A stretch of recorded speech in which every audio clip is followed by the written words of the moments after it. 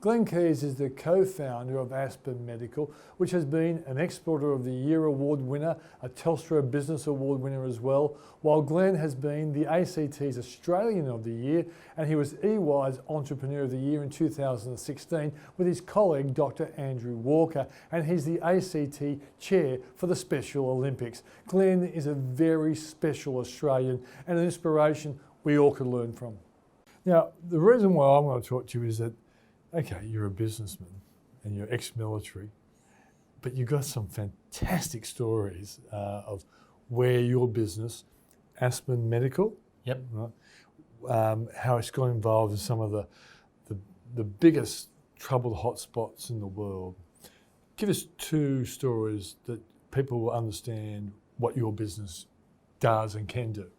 So we go back to early on in our business. We were engaged by the Australian government to go into Timor to provide all of the support while they stabilised the country. And while we were there was an attempted assassination on Ramos Horta, the president. He took 3 high-powered bullets to the back. He was brought into our theatre. As you could imagine, he was a mess. We operated on him for 6 hours, removed all 3 bullets, did a liver resection, and we had a thing called a walking blood bank, which all of the Australian soldiers were part of. And we put 12 units of Australian soldiers' blood through him, flew him back to Darwin, and then our ambulance took him around to Royal Darwin Hospital. And when he came back to Timor, he presented the Timor Solidarity Medal to all of our staff, the only civilians to ever be awarded it. And then the other one I think that's particularly impactful is when the Australian government engaged us to be the Ebola response on behalf of the Australian people. And part of the reason for that is that we'd already been contracted by the US government to run 4 Ebola hospitals for them in Liberia. So we did 4 in Liberia, the 1 for Australia, and then we took over 2 of the British hospitals. So at our peak, we were running 7 Ebola treatment hospitals across 2 countries, 200 expats, 800 Africans operating across all of those, not one single infection in any of our staff, and hundreds of people saved. Now, I know you said to me before this interview, I really appreciate that I've given you the questions, but as you know, I never ask the questions. No, I'm guessing this is just we're just going to wing it as we go. Well, the thing is I always like to think what people are thinking after I hear your fantastic answers. And my question is, how can governments get a private organisation to do it? You would have thought that with the military and all the other emergency services, a government could do it. Why is a private organisation like you doing this sort of stuff? Look, part of the reason is that government nowadays can't afford every single capacity and every single asset for every single scenario. So the Australian Defence Force has an incredible capability, far more capable than ours. But is it the right people to be sending to the other side of the world? You know, Sierra Leone was literally the furthest country in the world away from Australia. Are they the right people to be sending? No, they're not, because we need them for areas. AUSMAT, again, an incredible Australian capability. We need them because it was November, coming up into cyclone season for the region.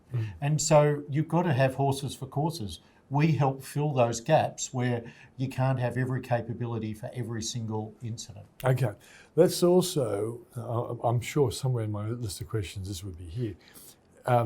As a consequence of you deciding to get into this space as a businessman, you have actually created a pretty big business. Give us some details about how big this business of yours is and some of the awards you've picked up along the way. So look, we're currently tracking at about 2,000 staff in 16 countries around the world. By the end of this year, we'll be 3,000 staff because we've got a major public-private partnership going off in Fiji, which is really exciting. I was actually at a talk at the ANU Crawford Leadership Discussion this morning talking about it.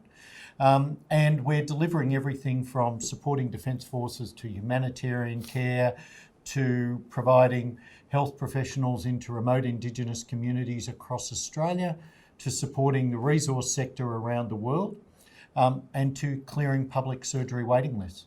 Some of the most recent awards, we're currently the Australian Exporter of the Year. And 2 years ago, my business partner and I were nominated as the Australian Entrepreneurs of the Year, and we went to Monte Carlo for the World Entrepreneurs of the Year, and we were the runners-up. So we've had some amazing successes, but honestly, all off the back of the amazing work that our team do wherever they are in the world. Okay, the next obvious question, which I'm sure is on this list as well, is how did you go from Because you were military. Were you military first, and out of that came Aspen Medical?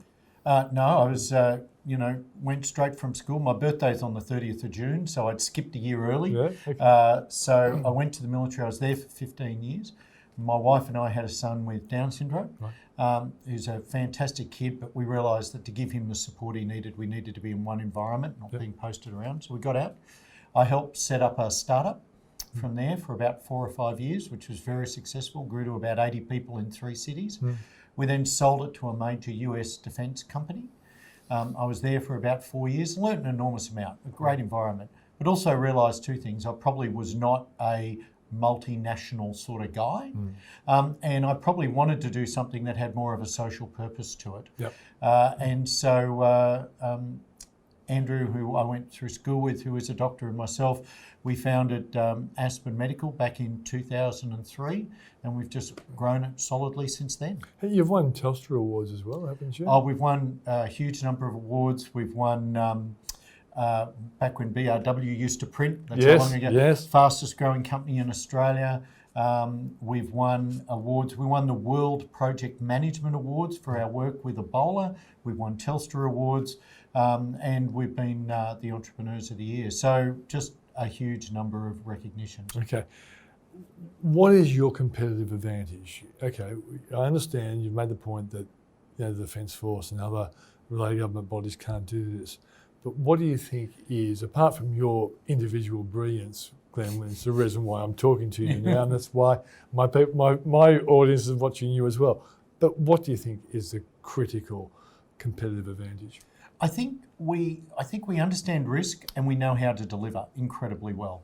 So if you can imagine a little Venn diagram of operational delivery, project delivery, and risk management, and you overlay those 3, that little sweet spot is where we exist. Because we don't do every single job that comes to us. Because some of them we do the risk analysis on and we say that just can't be delivered. But there are others where other people have no idea how to deliver it. The quality of people we have, the standards they operate to, the risk mitigation strategies we put in place mean that we deliver on all of those projects that we accept. In the past, were there businesses like yours that do this, or is your business something new of the internet age, the technological age, and so on? So really, we were kicking off without an enormous engagement in technology. We were using it to communicate because we had people around the world and we were transmitting. And to be honest, a lot of the technology that's really kicking into healthcare isn't of a robust nature that's going to be able to operate in the middle of the jungle or the middle of the desert. Right, it wasn't then. And of course, the other thing is a lot of ours is project-based. So it's very hard to bring in high-end technology if you're trying to amortise it over the life of a project. What we are starting to see is as that technology gets more and more robust and the price of that comes down, that we're now looking at more and more technology we can take into the field. So telehealth is a classic.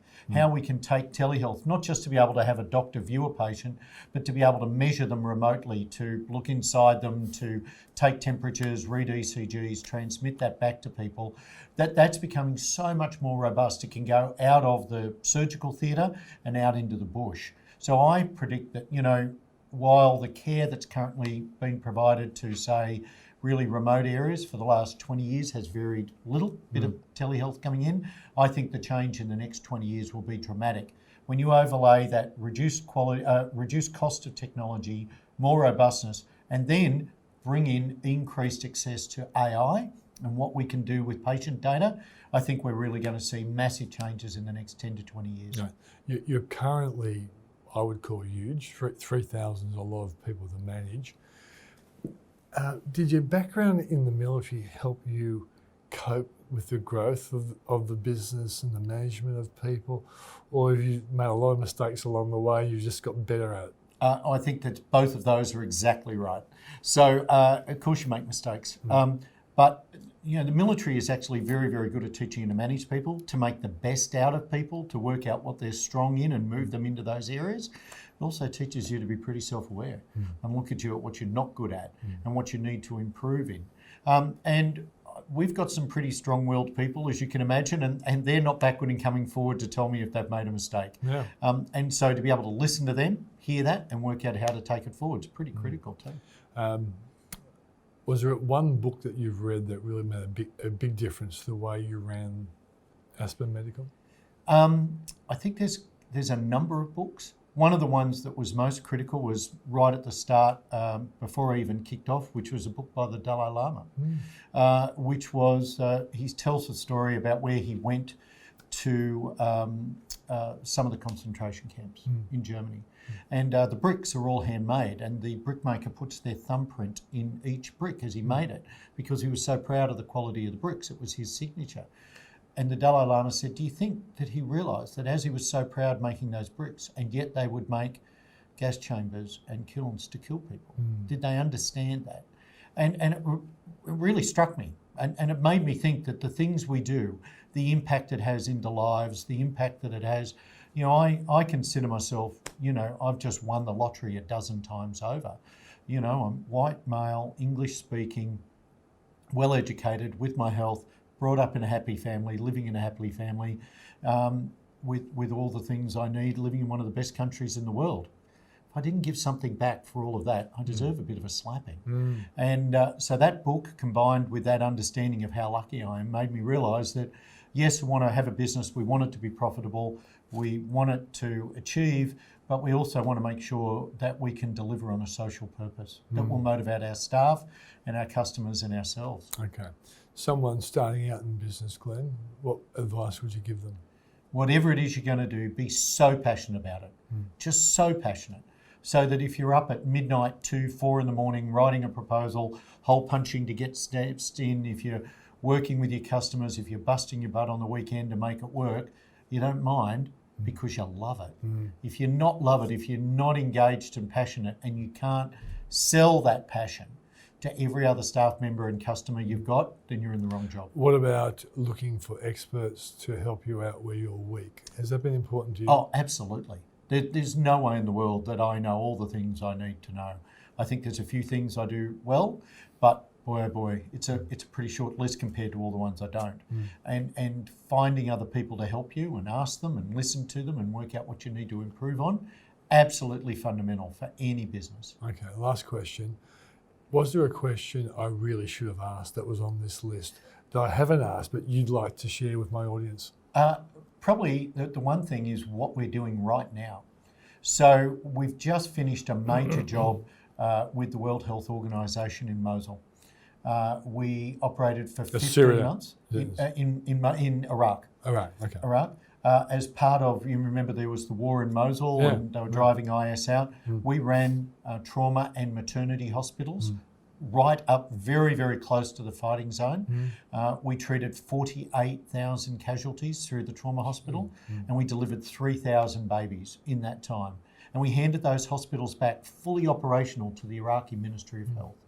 And most recently, we've just signed a contract, PPP, with the government of Fiji to take over 2 hospitals, one of which is Lautoka, second largest hospital in the country. The other is Bar. And by the time we finish taking those over and running them, which will be at the end of this year, we'll be caring for 25% of the population of Fiji on a 23-year PPP, rebuilding that Lautoka hospital. And Lautoka and Bar will be the only internationally certified hospitals in the whole of the Pacific nations. I have to ask this question. You're so close to trouble spots, and they are dangerous trouble spots. Have you lost staff as a consequence? And if so, how do you manage that? Look, we haven't. So, I bless every morning that I wake up. I do think a big part of it is that we do a lot of risk analysis before we go in, and I mentioned before, but we have a very, very strong project management team on the ground. They're always thinking about security, they're looking at our logistics, and our safety of our staff is always paramount. There was a job we won a few years ago that I spent 2 years winning and not an insignificant amount of money. When we went in to do the site survey, we had heard that the prime contractor had lost over 50 staff members that year. So like one a week. And we just said, we're not prepared to do a business that will put our staff at that sort of risk. Glenn Keys, thanks for joining us. Oh, it's wonderful. Thank you very much. Pleasure. Glenn Keys, one of the extraordinary Australians who have created an extraordinary business. Bye.